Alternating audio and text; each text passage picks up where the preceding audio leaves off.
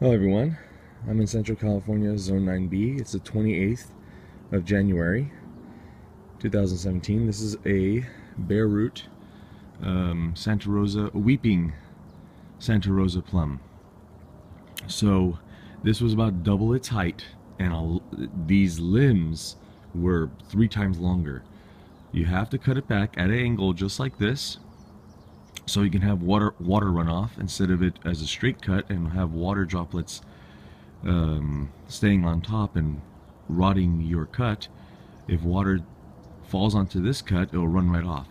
And these limbs they're about maybe 1.5 feet now. They were like 3 feet, 4 or 5 feet long. You have to cut them back, and you want to cut it back. You see the you see the tip has a bud on top. That's where you want to cut.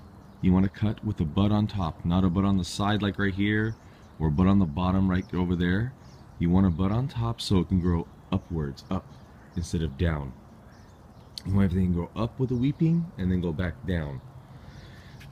So the reason why you have to cut heavily is because they're pulling these trees out of the ground. They're trying to do it gently as they can. They cut the anchor roots. You can see the cuts here. The big thick roots are anchor roots. They don't do anything but hold the tree up. These little small roots that you see here and there, those fine roots are the feeder roots. They had a lot more feeder roots. This tree had a lot more feeder roots than this. So if you plant this tree without pruning the top off and many of the limbs, these feeder roots will not be able to let me shake off some of the sawdust. These feeder roots will not be able to feed all those limbs and all that growth. So you're going to get stunted growth your first and second and maybe even third year, or your tree may even die because it can't take nutrients, and the limbs that die back, the terminal buds or any limbs that die back, can be susceptible to disease or insects or borers or whatnot. So you have to cut back a lot off the tree.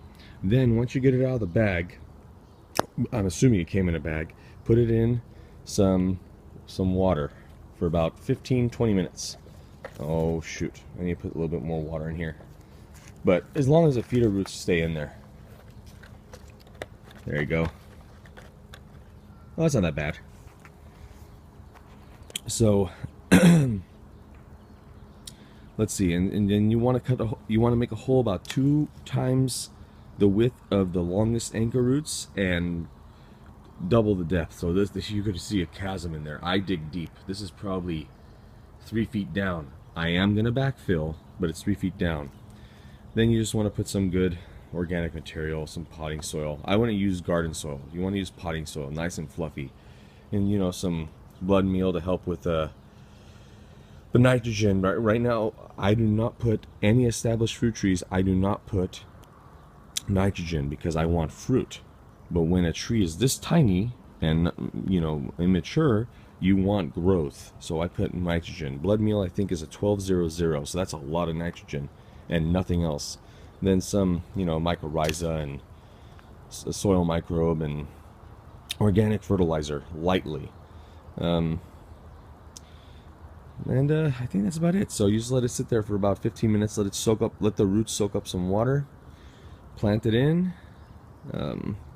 mix it with native soil, which is over there, native soil, then a little bit of organic soil, potting soil that you bought, then back to native, then organic, native, and fill it up, and then mulch the top. Where I pulled back the mulch. You can see it's frosted.